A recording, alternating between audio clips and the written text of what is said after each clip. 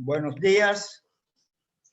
Como presidente de la Academia de Historia de La Guajira, es de mucho agrado hacer la presentación del licenciado Jairo Escobar Arregocés, vicepresidente de la Academia, que fue fundada precisamente para engrandecer los valores históricos y culturales de Riohacha, la antigua provincia de Padilla y luego departamento del mismo de La Guajira, porque tenemos que resaltar la memoria de ese hombre, el hombre más importante de Colombia, como lo dijo en carta dirigida precisamente el libertador al general Santander. Con ustedes, el profesor Jairo Escobar. Muchas gracias a todos. Voy a compartir pantalla.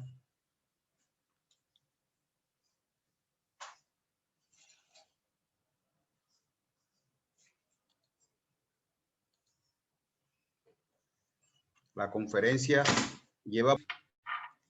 Voy a compartir pantalla.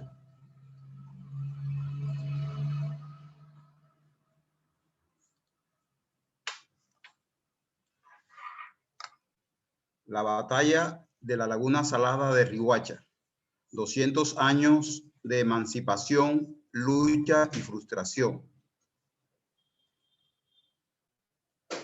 El contenido de la conferencia. Presentación. 2. Objetivo de la conferencia de la batalla de la Laguna Salada. 3. Breve reseña biográfica del almirante José Padilla. 4. Situación ambiental, social, cultural y jurídica actual. 5. Antecedentes históricos de la batalla de la Laguna Salada de Riohacha. 6. Batalla de la Laguna Salada de Riohacha. 7. Resultados históricos de esta confrontación patriótica. 8. Solicitud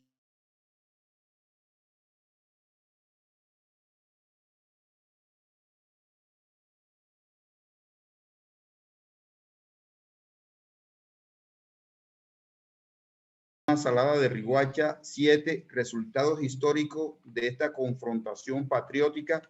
8. Solicitud sede de Riohacha para la celebración de los 200 años de la batalla del lago de Maracaibo, el 24 de julio de 1823 al 24 de julio del 2023. 9. Criterios pedagógicos de la conferencia virtual y 10. Referencias bibliográficas. Iniciamos con el primer punto. Objetivos de la conferencia. Nuestros agradecimientos a la organización Constitución 1821 y especialmente a la doctora María Victoria García por esta valiosa invitación y participación de la Academia de Historia de La Guajira, la cual presentamos de manera pedagógica y virtual a todas las asociaciones históricas de la sociedad civil, autoridades gubernamentales, cultores, militares, autoridades eclesiásticas y estudiantes de todos los niveles del bachillerato, universitarios y especialistas en diversas disciplinas del saber humano del Caribe colombiano y del país. Pasamos a los objetivos de la conferencia. Objetivo general. 1. Resaltar la memoria del prócer neogranadino y mártir almirante José Prudencio Padilla López, oriundo de Riohacha, La Guajira, Colombia. 2. Ilustrar de manera virtual, participativa y pedagógica los acontecimientos que sucedieron antes, durante y después en la batalla de la Laguna Salada de Riohacha, realizada el 25 de mayo de 1820. Objetivos específicos. Primero, mostrar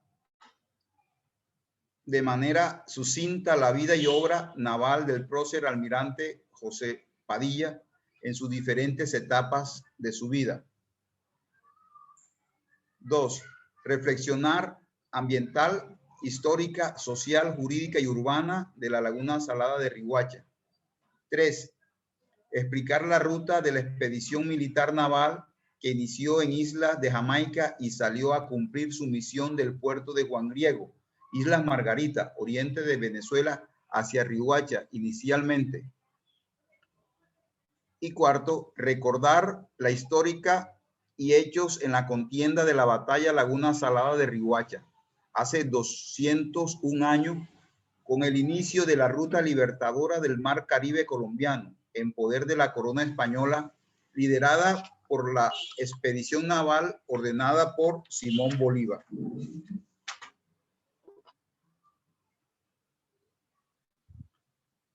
Tenemos una breve reseña biográfica del almirante José Padilla.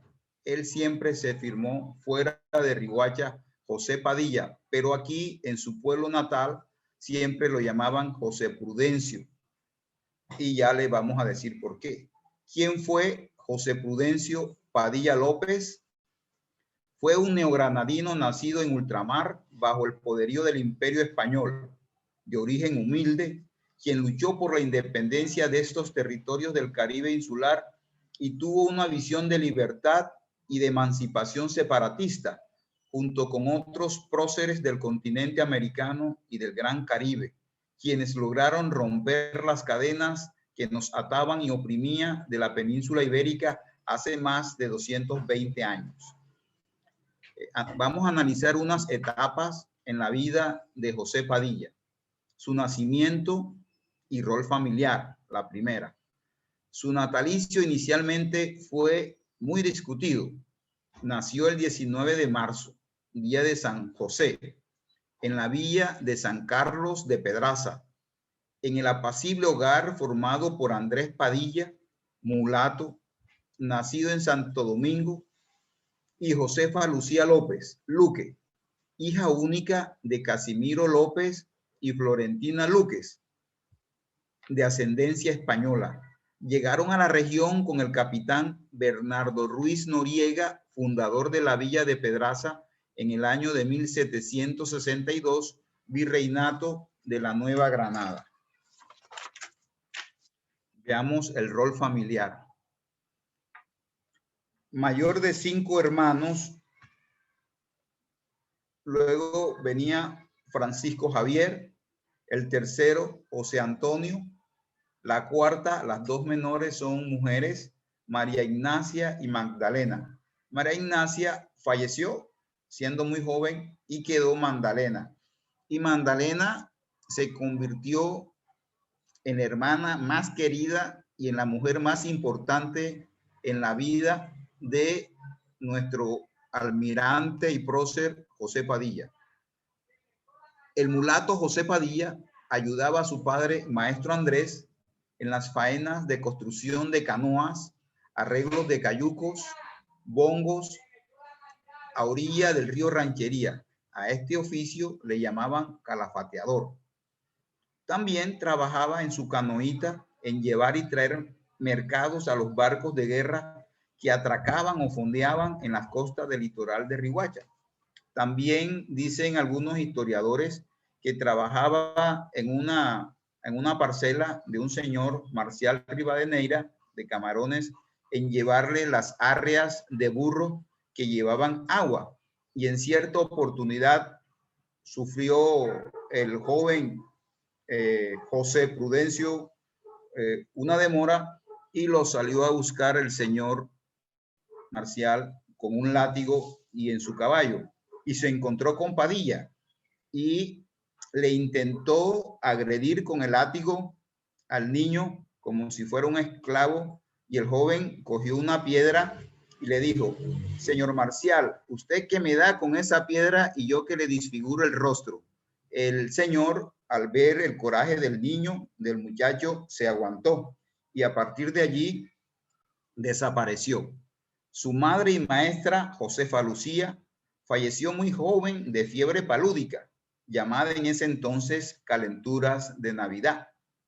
A los 14 años, en 1798, no toleró más castigos familiares. Su padre, el maestro Andrés, tenía un carácter muy fuerte y huyó del hogar embarcándose en un buque en calidad de muchacho de cámara. Era el que se encargaba del aseo general de la embarcación. Su etapa juvenil y de marino. Bueno, se embarcó Padilla en un barco comercial y en el año de 1803 apareció en Riohacha. Tenía 19 años. Ya era un hombrecito de estatura descomunal, ancho de espalda, atlético y romántico. Estableció relaciones amorosas con una de las trillizas, Rosario Mengual. El idilio duró muy poco. Abandonó la aldea enrolándose en la Real Marina Española a bordo del navío de guerra San Juan Nepomuceno. Era el barco más grande, insignia del poderío de la corona española. Inició su carrera de oficial de marina al servicio del rey de España en Cádiz. Allá estuvo en la escuela de Cádiz. Allí aprendió literatura, aprendió varios idiomas, cartografía, todo el pensum de educación que le dan a los estudiantes de escuela naval. Se le destinó como contramaestre de navío. En la Real Marina Española permaneció hasta la batalla naval de Trafalgar el 21 de octubre de 1805. El San Juan Nepomuceno era comandado por el capitán de navío Cosme Damián Churruca, con Padilla a bordo, a quien los españoles también le llamaban Lobo de Mar. Este capitán era uno de los capitanes que más conocía sobre navegación y sobre las guerras navales en la corona española. En el Museo Naval de España de Madrid es uno de los museos más grandes y completos del mundo y uno puede observar en su visita que verdaderamente la corona española tenía tanto poder porque tenía tanto armamento sofisticado, pues que eran los que controlaban la zona del Gran Caribe, tanto del Caribe insular como del Caribe, pues de acá peninsular. Fueron derrotados por el almirante invicto inglés Sir Horacio Nelson, quien falleció en el combate. José Padilla, entre los prisioneros de la escuadra franco-española. En una sesión en el Museo Naval de España se observa a un señor moreno de camisa blanca cargando a Cosme Damián Charruca. Llegó una bala y lo mató. Entonces, en esa época, los marineros colocaban banderas rojas en el barco porque al matar al capitán, el barco también tenía que hundirse. Esa era una ley que tenían los marineros. Pero el inglés Sir Horacio Nelson ordenó a los demás buques que no hundieran al San Juan Nepomuceno porque ese era su trofeo para llevarlo a la corona inglesa, donde allí se derrotó a los franceses y a los españoles, franco-española, y quedó Sir Horacio Nelson. Y en ese tiempo llegó una bala de cañón y mató a Sir Horacio Nelson, quien también falleció. José Padilla, entre los prisioneros de la escuadra franco-española. Los amores y mujeres de Padilla.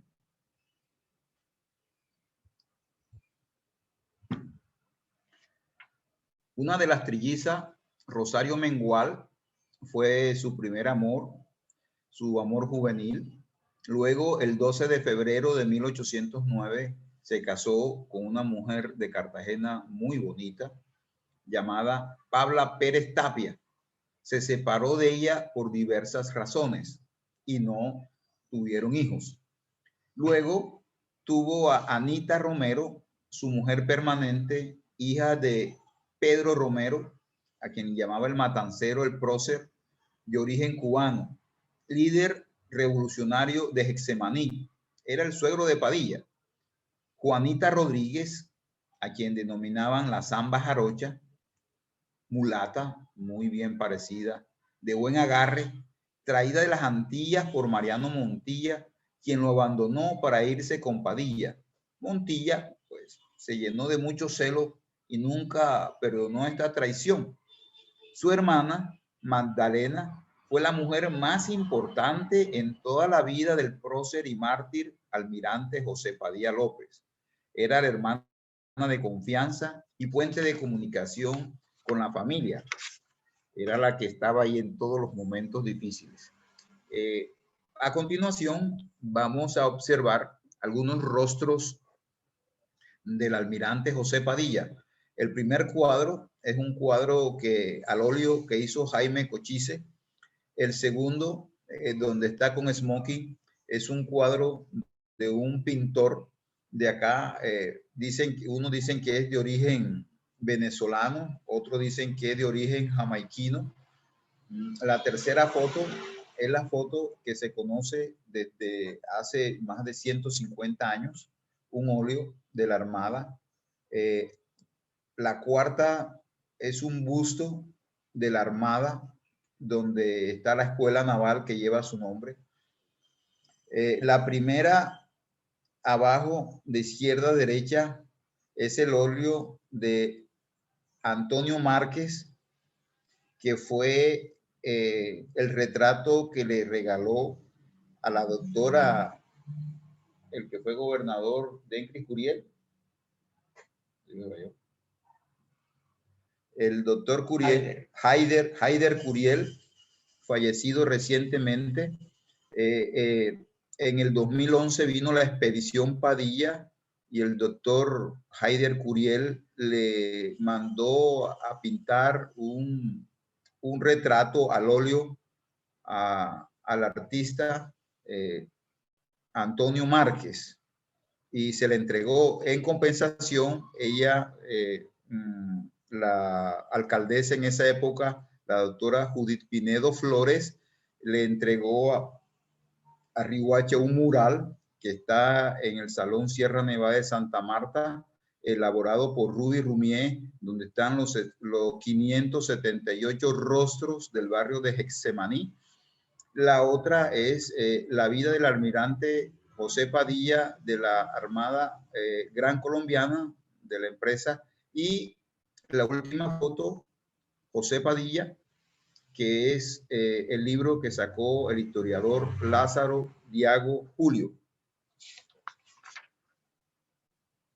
La estatua del almirante José Prudencio Padilla López en la plaza principal de Riohacha.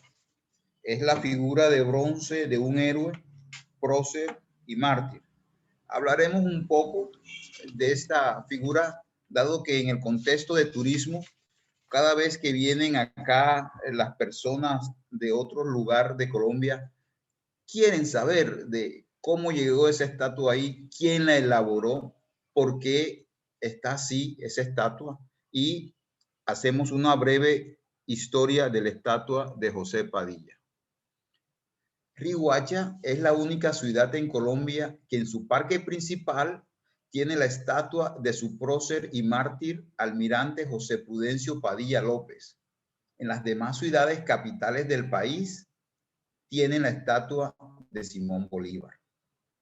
En el parque o plaza de Padilla de Riohacha se yergue la estatua de este prócer y mártir riohachero, autorizada por la Ley 69 de 1881 bajo el primer gobierno de Rafael Núñez.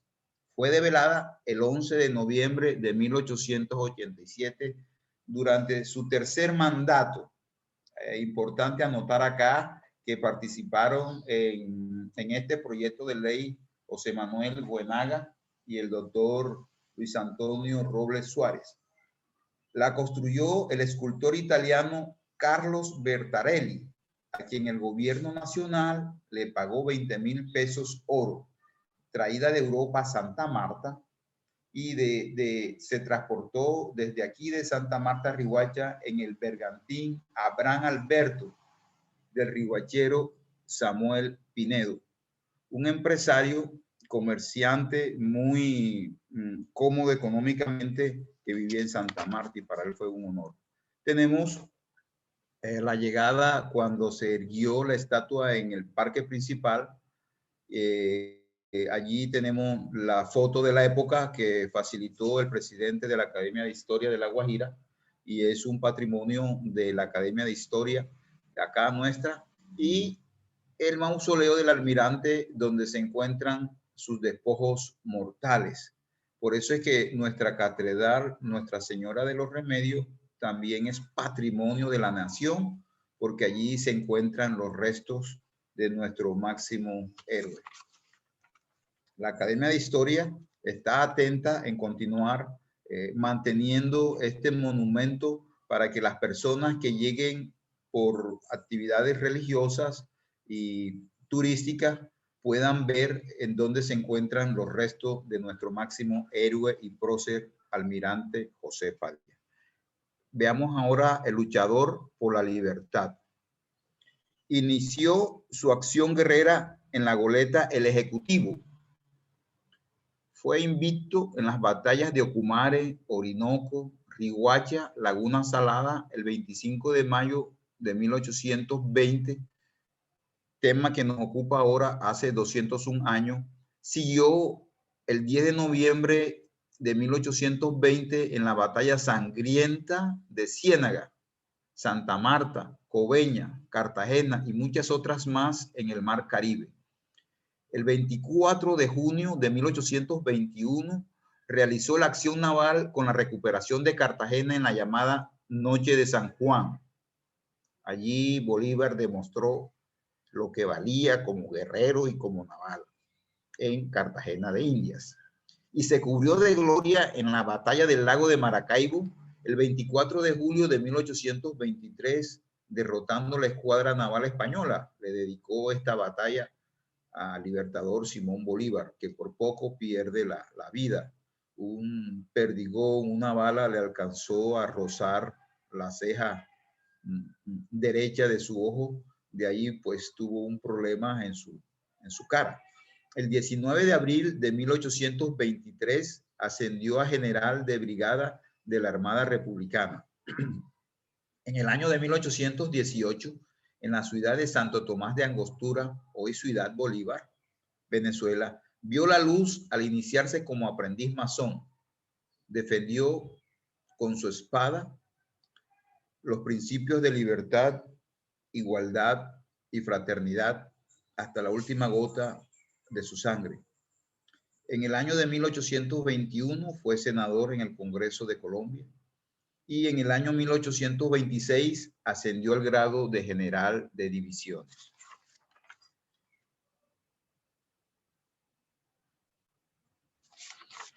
Vamos a ver, Padilla fue más militar, fue más guerrero, fue más tropero que político. Pues en la política no le fue muy bien y a partir de allí comenzaron las intrigas de Rafael Urdaneta, de Mariano Montilla, hasta llegar en el año de 1828 la conspiración septembrina, donde fue el juicio patibulario más vil como un crimen de Estado, que se aprovecharon de la oportunidad en esos momentos, el atentado contra el libertador Simón Bolívar, y cayó como chivo expiatorio. Y allí entonces Rafael Urdaneta, Mariano Montilla y Córdoba le cayeron como hienas hambrientas y pues le hicieron un juicio patibulario que fue fusilado y ahorcado.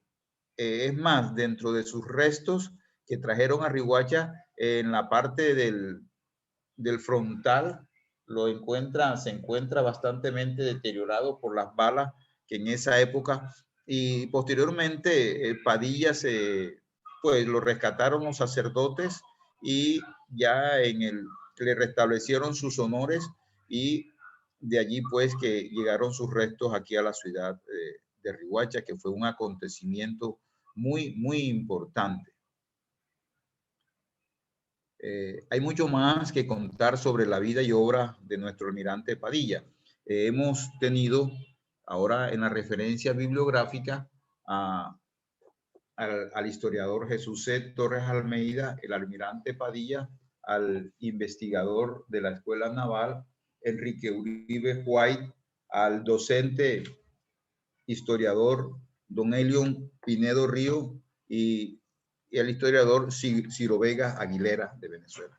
Vamos a pasar ahora al tema sobre antecedentes históricos de la batalla en la laguna salada de Riohacha, que es un ecosistema lacustre en la actualidad, aquí dentro de la laguna de Riohacha. En la imagen de la izquierda tenemos vista desde tierra del espejo de agua que ya casi desaparece. Y ahí al fondo alcanzamos a ver mangles, enea, salicornias y capuchones de agua, ficus. En la imagen de la derecha, vista aérea rodeada por varios barrios que vierten sus aguas residuales en su cuerpo lagunar. Ahí tenemos los barrios en esta parte que está aquí, que estoy señalando con el cursor. Tenemos 7 de agosto, tenemos María Eugenia, Rojas Pinilla.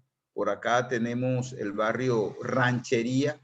Aquí tenemos la carretera la carretera de Oriente que va hacia Maicao, la separó del brazo del río Ranchería, de ese codo que la suministraba con agua. Me comentaba un viejo amigo que hoy no está, Luis Eduardo López, que le llamaban Lópezito, que la laguna en ciertas épocas de verano se secaba, pero posteriormente colocaron las albercas que quedan muy cerca ya de ella. Entonces esas aguas cuando se derramaban caían a la laguna salada, que hoy en día queda el tránsito en Pojira, que le llamaban antiguamente en Pojira, y los barrios de su entorno por escorrentía llegan las aguas y mantienen un ciclo hídrico, un ecosistema allí muy frágil de vientos, de aire, de mangle que está rodeada, mangle ficus,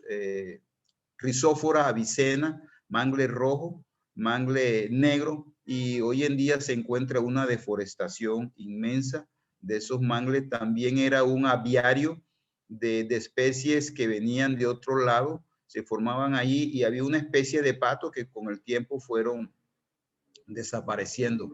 Tenemos otra vista aérea satelital de la laguna, que prácticamente aquí, la de la izquierda, vemos el delta muy destruido del río Ranchería y se observan a ver acá la laguna salada, la circunvalar que va desde el puente del Rito hasta la vía Riohacha-Maicao. Aquí al fondo tenemos a la laguna salada, que antes era toda esta zona, pero al delimitarla con la carretera de Oriente o la carretera que va a Maicao, la separó del agua y hace ahora las veces como una laguna de oxidación.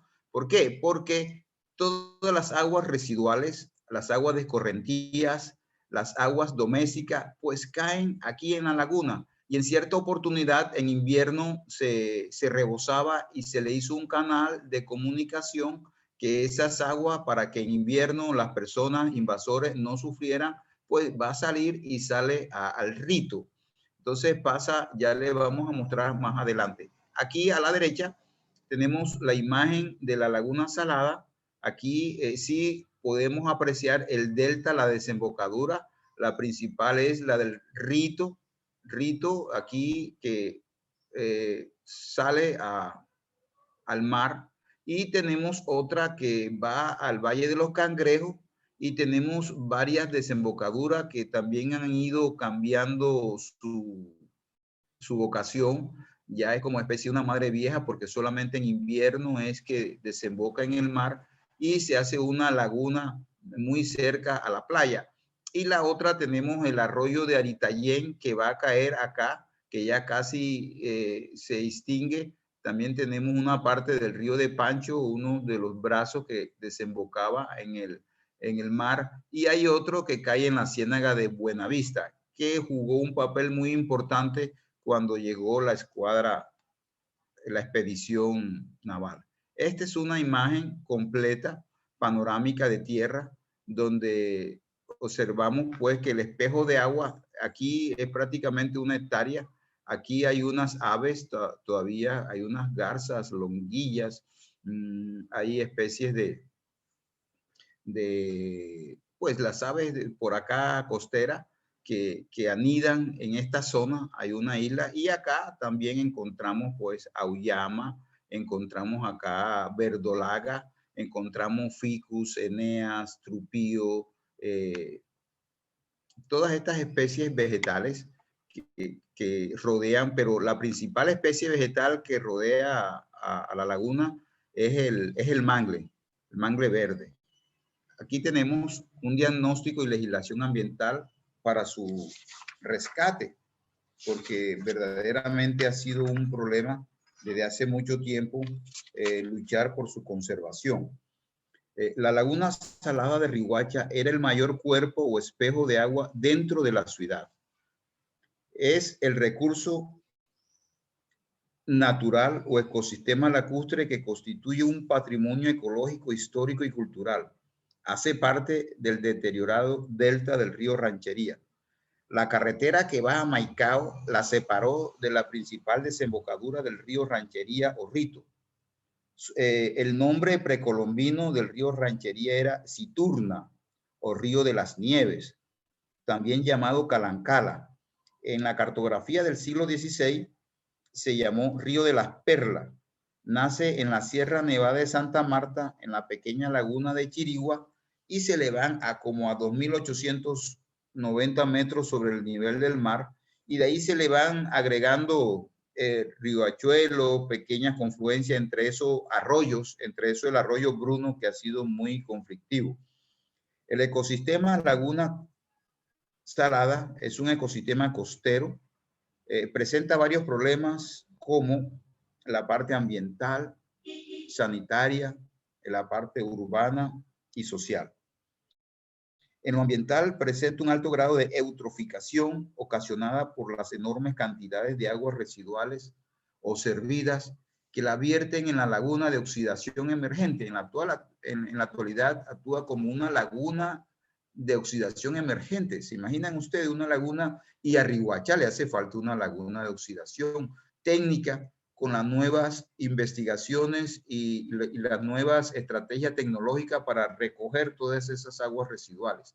Los desechos del desagüe doméstico de los moradores de su entorno, los productos hidrocarbonados de talleres automovilísticos, los desechos residuales sólidos son vertidos a la laguna salada. Los moradores de su entorno se están organizando para solicitarle a las autoridades ambientales mayor atención. Se construyó un hermoso parque lineal turístico y no se pudo terminar. Constantemente la están secando con relleno, con escombros de construcciones para hacer viviendas o cambuches de habitantes de la calle. En carnavales, el aspecto cultural, se utiliza su barro para los embarradores de Riohacha, costumbre de más de 150 años. Actualmente se encuentra en vía de desaparición. Sus barrios de su entorno es el producto de varias invasiones como Camilo Torres y María Eugenia. Aún se mantiene delimitada por mangle rojo, Rhizophyra avicena, tarulla, ficus, enea, salicornia, trupío, disminuyendo su espejo de agua dramáticamente, entre otros problemas ambientales y sanitarios. Veamos lo que ha sido la legislación ambiental relacionada con la laguna salada. El Consejo Municipal de la época, hoy es Consejo Distrital de Riohacha, mediante acuerdo número 028 de diciembre 9 de 1983, destina la laguna salada de Riohacha como parque de recreación y sitio histórico. Segundo, la Asamblea Departamental de La Guajira, mediante ordenanza número 031 de 1986, se crea el Parque Laguna Salada de la ciudad de Riohacha. El Estatuto Urbanístico de Riohacha, según lo contempla el artículo 66 e inciso B del Plan de Acción para el Ordenamiento Interno de Riohacha, tenemos que todos los terrenos que rodean a la Laguna Salada, delimitada por la carrera cuarta, vía Maicao y la continuación de la calle 20, desde la vía Valledupar, son considerados zonas de reserva. En esta área no se permitirá ningún tipo de uso o construcción que no sea dentro de un programa específico con fines recreativos o de preservación del medio ambiente, y también con fines turísticos, porque es un teatro, un escenario natural y es un patrimonio de la ciudad. 3. El plan de ordenamiento territorial de Riohacha del 2001, del 2003, en la alcaldía de la doctora Idairis Yolima Carrillo, documento técnico importante como soporte. Fue elaborado este plan de ordenamiento territorial, el primero, por el arquitecto Freddy Santiago Molina. Hay que anotar que este plan de ordenamiento fue licitado, aprobado en la administración, en la segunda administración de la alcaldía de la señora Carmen Lunier Garzón Freile, que fue muy activa y muy positiva para que Riohacha tuviera una carta de navegación en lo relacionado a su ordenamiento territorial.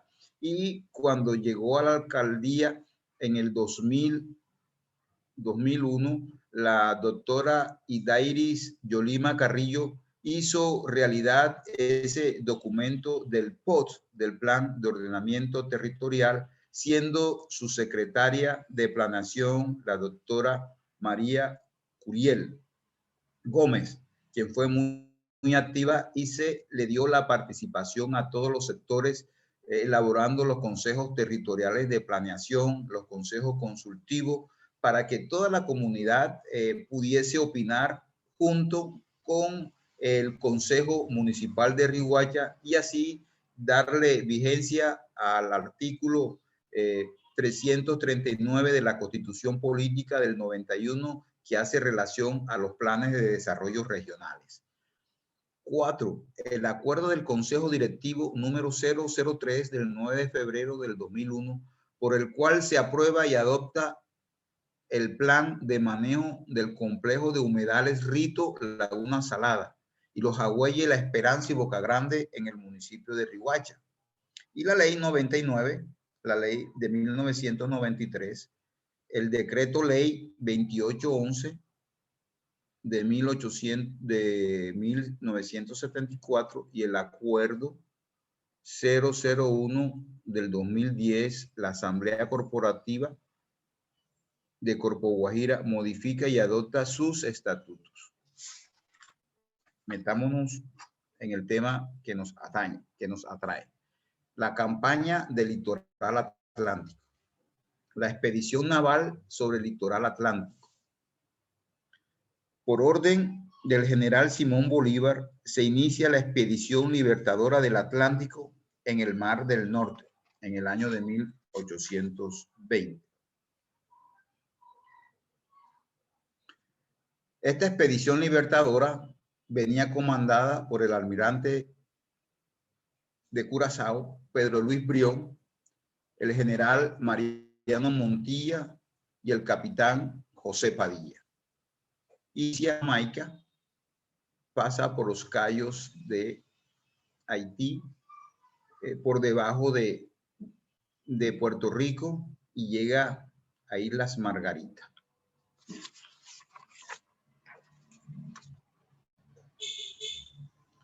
Se inició la expedición naval sobre el litoral atlántico. El almirante Pedro Luis Brión arribó a Margarita el 29 de diciembre de 1819 y zarpó del puerto de Juan Griego el 7 de marzo de 1820. Allí hay una base en el puerto Juan Griego que tiene que ver un sitio estratégico que al lado también es una zona lagunar. Aquí, Islas Margarita, tenemos un mapa antiguo. Hoy hace parte del estado Nueva Esparta. Al sur tenemos la isla de Coche y al oriente tenemos la isla de Cubagua, donde 280 años atrás también hubo una expedición de comerciantes indígenas a Nuestra Señora de la Santa María de los Remedios del Cabo de la Vela, y de allí en 1838 a 1845 la llegada de estos pescadores de Cubagua. En el mapa de la derecha tenemos a Jamaica. En Kingston inició la expedición, pasó por Cabo Largo, siguió la expedición y no llegó a las islas que estaban allí, sino que llegó directamente a las Islas Margarita. Aquí tenemos, hace 280 años, los indígenas de Cubagua salieron de allí a 200 leguas y llegaron al Cabo de la Vela en 1538, que formaron el poblado Nuestra Señora de Santa María de los Remedios del Cabo de la Vela, aunque hay otra fundación allí que llegó los Cardones, y luego a 30 leguas llegaron en 1545 al Río del Hacha. La composición de la Armada Patriota, de la expedición. La Armada Patriota estaba constituida por 10 buques de guerra, por bergantines, goletas y los transportes. Bergantines, venía el Urdaneta, Brión, Orinoco, Bogotá, Josefina y La Popa. La goleta, Granadina, Espartana, Cundinamarca y Belona. Y los transportes eran 8 transportes acá. Una pregunta, ¿sí me escucha? Sí, te estamos escuchando, no hay problema. Ok, continúo. Padilla venía de segundo y jefe y el coronel Mariano Montilla al mando de la Legión Irlandesa.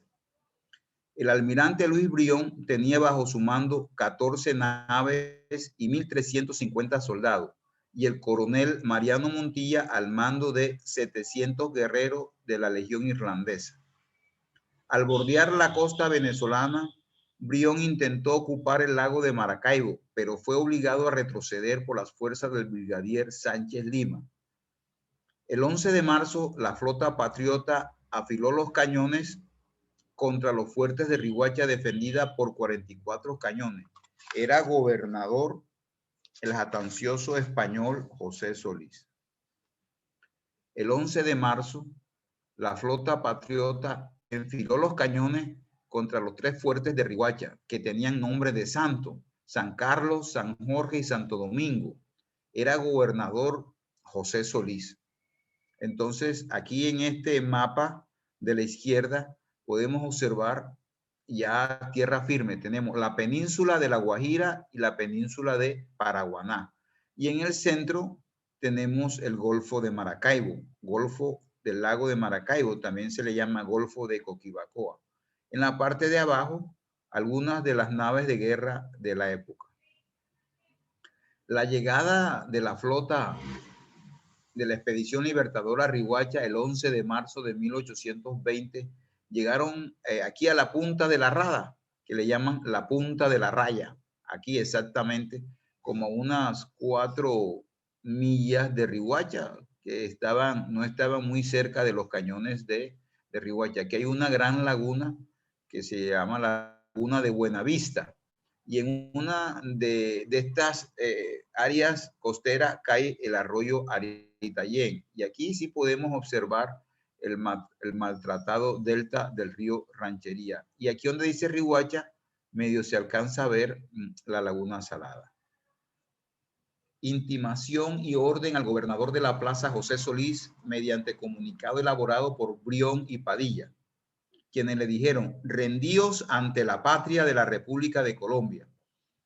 El almirante Pedro Luis Brión y el capitán José Padilla redactaron este comunicado, y la respuesta que dio José Solís fue: puedo solamente decir que mis fuerzas en esta plaza y la reserva del interior contestarán todo su contenido de la carta de sus excelencias.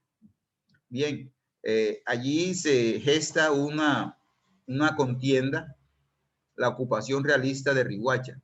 Durante el desembarco de las tropas realistas a Riguacha, el progenitor de Padilla, maestro Andrés, fue encadenado, maltratado y transportado a Cartagena, donde le encerraron en la cárcel principal por el delito de ser padre del guerrero y valiente marino.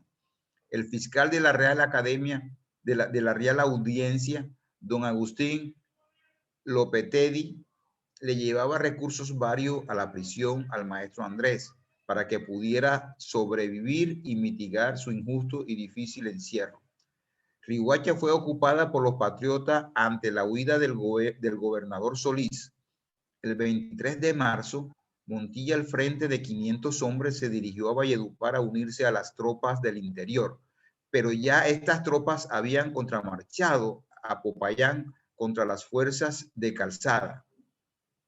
Mientras tanto, Padilla cubría su retaguardia con 300 hombres reclutados en cercanías de Riohacha, derrotando a los realistas en varios encuentros. De allí que la escolta principal de Padilla, a quien él le llamaba sus bravos, eran de acá, de aquí, de Monguí, de Machobayo, de Tomarrazón, de ese corredor afrodescendiente en el cual él confiaba. La ocupación de Riohacha por patriotas.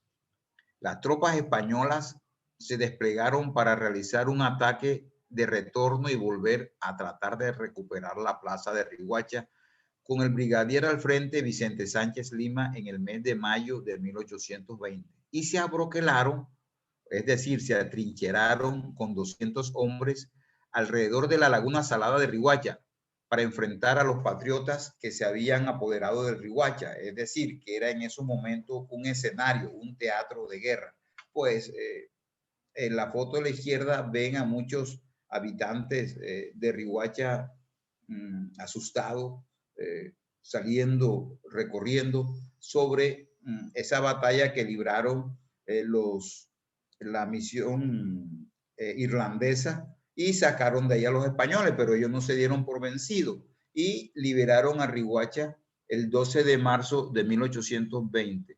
Hay que anotar que el rescate de Riohacha, su plaza natal, y se ondeó por primera vez el tricolor colombiano. En el 12 de marzo de 1820 se ondeó el tricolor colombiano, aquel que había ondeado Francisco de Miranda. Antes de la batalla, Padilla en Riohacha reconociendo terreno con un escolta. La víspera de la batalla en la Laguna Salada. Era el 13 de mayo de 1820. Se celebraba una cumbiamba en la calle ancha, debajo de un ceibo frondoso. El pueblo se divertía a pierna suelta, pues era víspera de fiesta. Había murgas, joropos y cumbiambas por doquier, y en casa de los familiares de Tomasa Soto, en la calle ancha, entraron Padilla y su compañero de escolta. El marino guerrero se metió al ruedo cortejando una mulata y puyaba al estilo viejo con su vela en mano, y una señora de edad expresó que ese que va con la mulata se parece a Padilla. El escolta, que estaba al lado de la señora, escuchó y le dijo a Padilla que lo habían reconocido. Se salieron de la cumbiamba y se perdieron en la noche oscura de Riohacha. Pero este escrito de don Elión Pinedo Río, también en su biografía de José Prudencio Padilla, relata que Padilla llegó a su casa y se encontró con su hermana Magdalena. Y cuando le estaba diciendo que él iba a atacar a Riohacha en la madrugada del 25 de mayo, que se pusiera a salvo, porque él iba a haber mucho problema. En esos precisos momentos, cuenta don Helio, que llegó una señora, una vecina, al ver que llegaron dos hombres raros a la casa de Magdalena. Y dijo la señora, caramba, este sí es el negro José Prudencio. Y ahora dice que va a sacar a los españoles aquí. Sí, volvió a Riohacha, pero volvió loco. Padilla no le hizo caso y se perdió en la noche y se fue a donde verdaderamente debería estar. Bien, la batalla en la Laguna Salada de Riohacha, ese escenario, ese teatro. La madrugada del 25 de mayo de 1820 se iniciaron las hostilidades. Los patriotas abrieron fuego por el lado occidental al mando del general Montilla, con la brigada irlandesa, con poca efectividad, quien también fue atacada por Sánchez Lima, quien también respondió. Por otra parte, la estrategia del capitán Padilla y de su hermano José Antonio, al frente de 3 compañías de infantería de marina, un escuadrón de caballería y 200 lanceros, apoyó a Montilla, pero al ver el flanco nororiental descubierto, reforzaron el ataque por el flanco oeste, obligando a los españoles a que salieran en donde estaban y a evacuar por el oriente y llevarlo hacia la sabana del Patrón. Y en plena sabana, Sánchez de Lima fue abatido y rematado con retirada realista hacia Santa Marta. En esta acción se destacó como feroz combatiente el hermano de Padilla, José Antonio. No se pudo capturar al brigadier Vicente Sánchez de Lima, quien huyó hacia Maracaibo con los pocos soldados que le quedaban, porque esa era la ruta que iba hasta Maracaibo. La tradición oral y algunos historiadores en sus crónicas manifiestan que este enfrentamiento tuvo una duración aproximada entre 4 y 5 horas. Después de la batalla, siempre aquí viene una parte interesante sobre qué sucedió después de la batalla de la Laguna Salada. Controlada militarmente la plaza de Riguacha el 25 de mayo de 1820, una vez terminada la contienda y ya realizando las conclusiones, los tres militares Luis Brión, José Prudencio Padilla y Mariano Montilla fueron las siguientes. La intención inicial del almirante Brión y el coronel Montilla fue la de regresar a Isla Margarita. Esto lo escribió Otero da Costa.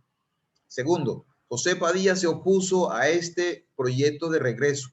Acto seguido convocó un consejo de jefes y oficiales ante el cual hizo unas juiciosas objeciones al plan, proponiendo al mismo tiempo enderezar rumbo a Sotavento y atacar a Sabanilla, la cual era como llave del río Magdalena, buscando por ese medio la comunicación con las tropas republicanas que, en solicitud de Montilla, debían estar operando en el río y en la región de Valledupar a órdenes de Lara.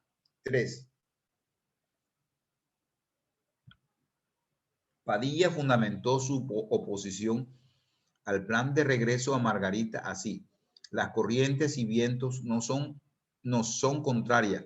Tales son los conocimientos prácticos de navegación y de las costas como la tenemos sabido. No hay agua, no hay víveres, no hay puerto. Hacer el remonte es ir a morirnos de hambre, lo que es peor, hacer prisionero. Mas si se toma mi consejo, entonces nos habemos salvado y habremos salvado la escuadra.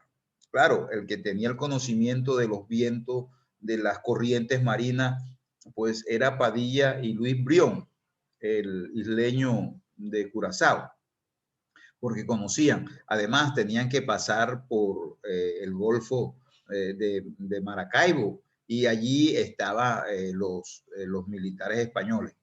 Aceptaron el plan de Padilla y partió la expedición hacia Sotavento y luego a Sabanilla, la cual ocuparon sin ninguna resistencia el 11 de junio de 1820, a punta del historiador Jesús C. Torres Almeida. Algunos historiadores dicen que ese día de la contienda, como no le pudieron contribuir a la Legión Irlandesa, hubo desmanes y quemaron a Riguacha.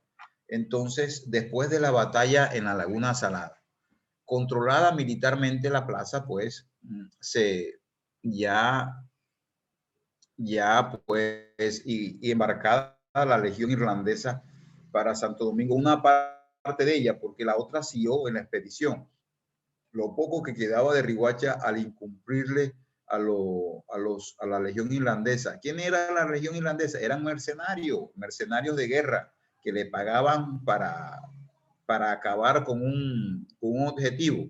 Pero Padilla, aparte de que tenía el apoyo de la Legión Irlandesa y los apoyos de los militares de Luis Brión, también tenía sus bravos de Padilla, que eran una escolta muy especial que él escogió de personas que le garantizara pues su vida, porque ahí no estaban jugando y era en una guerra que el que se descuidara pues allí se lo llevaba la vida. Los motivos que tiene, entonces, solicitud, sede de Riguacha para la celebración de los 200 años de la batalla del lago de Maracaibo el 24 de julio del 2023. Esta contienda donde nuestro máximo héroe José Padilla se vistió de gloria fue el 24 de julio de 1823. Conversando con nuestro presidente, pues fue el único neogranadino que se vistió de gloria, así como hizo la batalla Simón Bolívar, la del Pantano de Vargas, el puente Boyacá, así también como venezolano, así también lo hizo como neogranadino. El único neogranadino que luchó en Maracaibo fue José Padilla y fue el héroe en territorio de Venezuela. Fue un riguachero guajiro que con la estrategia que tenían los otros militares no dieron para derrotar al poderío español, y una estrategia final y última que organizó José Padilla, donde con el mismo Simón Bolívar lograron introducirse en las entrañas donde se encontraba el arsenal, la volaron y de allí cortaron el suministro de productos militares a la embarcación y se tiñó de rojo, como dicen algunos historiadores de Venezuela, el lago de Maracaibo.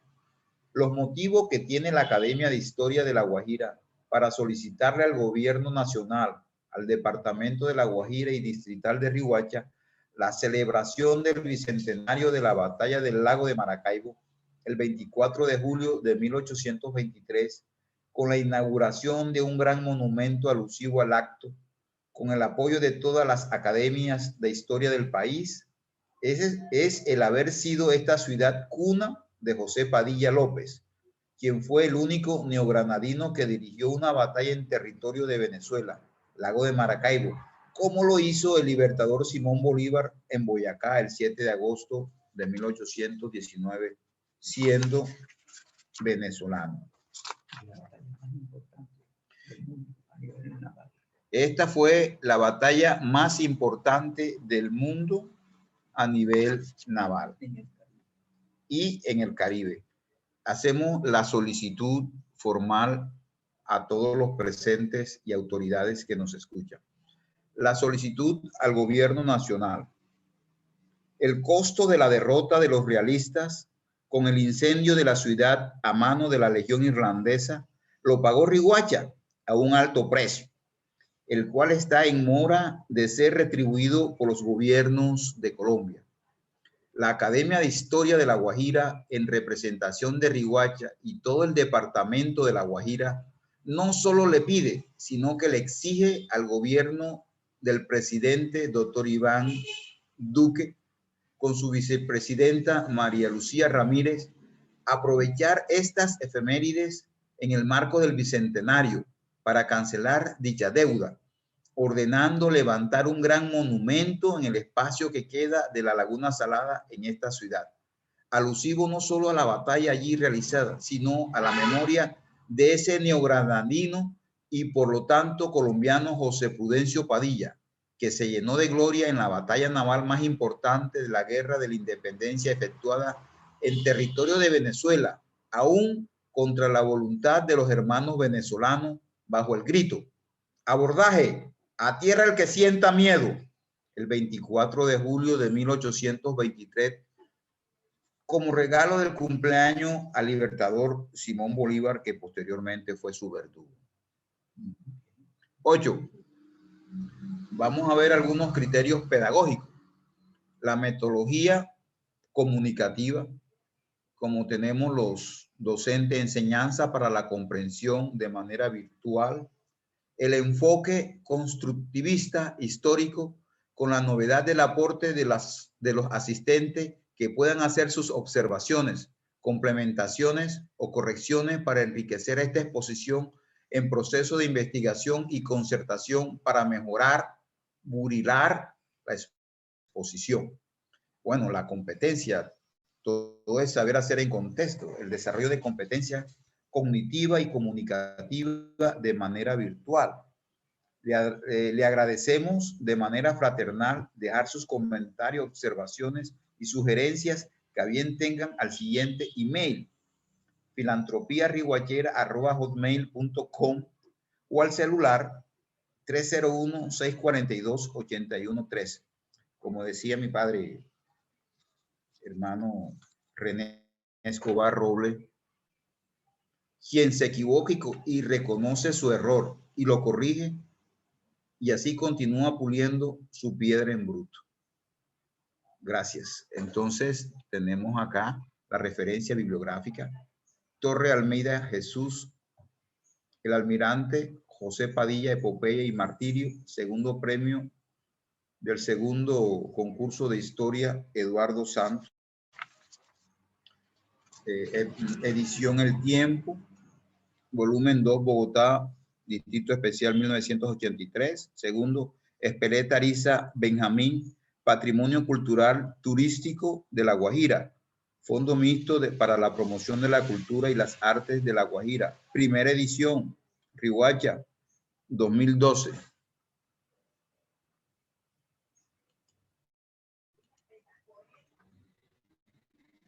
Disculpen que aquí me sacó el